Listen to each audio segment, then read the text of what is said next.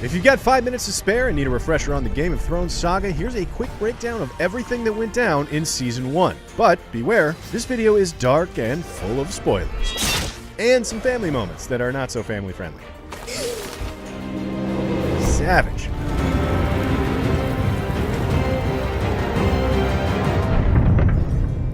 The series opens in the northern wastes of Westeros in a time when the continent is nearing the end of a long, peaceful summer and facing the prospect of winter once again. A group of Night's Watch soldiers are attacked by undead White Walkers. From the very beginning, the series shows viewers that the true enemy lurks far to the north, even as Westeros' great houses scheme and plot against each other. On the other side of the wall, Eddard Ned Stark tries to keep the peace in Winterfell the old-fashioned way.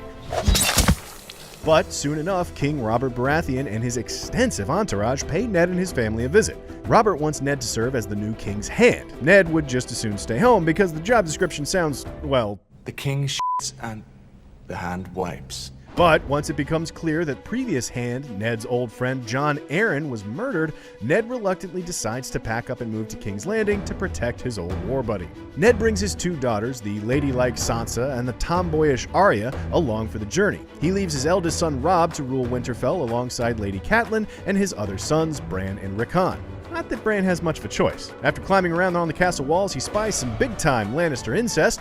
Jaime pushes him out of the tower window, leaving him permanently paralyzed and with just a bit of amnesia. Ned is not thrilled with what he finds when he arrives in King's Landing. He uncovers evidence that Jaime was the true father of all three of Cersei's children, and that Robert's true heir is actually a bastard blacksmith's apprentice named Gendry.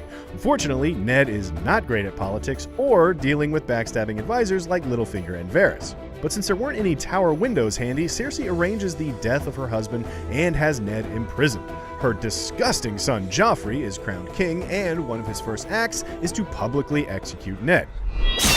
Arya is able to escape King's Landing during the fallout, but Sansa finds herself trapped in the city and facing the prospect of marrying disgusting Joffrey. Back in Winterfell, Stark-Lannister relations were already falling apart when Catelyn blamed Cersei's brother Tyrion for Bran's fall. Tyrion clears his name with a little help from an opportunistic mercenary named Bronn and returns to King's Landing. But once news of Ned's death reaches Winterfell, all hell breaks loose. Winterfell secedes from the Seven Kingdoms, and Robb is declared king in the north. After scoring some early victories and capturing Jaime, Robb's legend begins to grow. But Robb isn't the only challenger to the throne, however. Half a world away, the surviving Targaryens are plotting their comeback.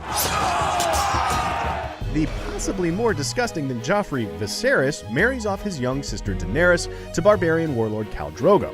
You will be his queen. But it isn't long before Viserys pushes his luck too far and finds himself wearing an entirely different sort of crown.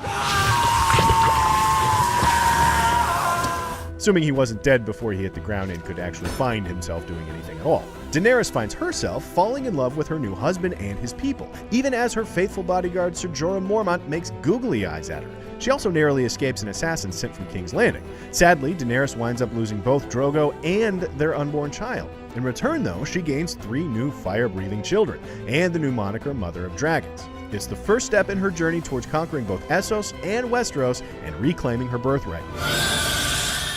Back in Westeros, Ned's bastard son Jon Snow decides there's no place for him at Winterfell and swears allegiance to the Night's Watch. He's also hoping to track down his uncle Benjen, who was cool to Jon at a party once but is now missing somewhere beyond the wall. Jon doesn't find many friends at Castle Black apart from the sheltered, bookish Samwell Tarly and the elderly Maester Aemon, who just so happens to be another surviving Targaryen. Jon does attract the eye of Lord Commander Jeor Mormont, estranged father to Ser Jorah, who recognizes Jon as one of the few decent and honorable men in the Night's Watch. He even bestows upon Jon the Mormont family sword Longclaw, one of the few Valyrian steel weapons still remaining. And not a moment too soon, as the dead are quickly beginning to wake up in the icy lands beyond the wall. And so, at the end of Season 1, we know that the White Walkers hate fire, Joffrey is disgusting, Robb's a boss, Sean Bean literally cannot survive anything he's in, and damn if we're not excited about these dragons. For more Game of Thrones, check out Cinefix's What's the Difference About Sex in Westeros, as well as our breakdown of 3 brilliant moments from the Battle of the Bastards. And as always, be sure to subscribe wherever you like to watch IGN.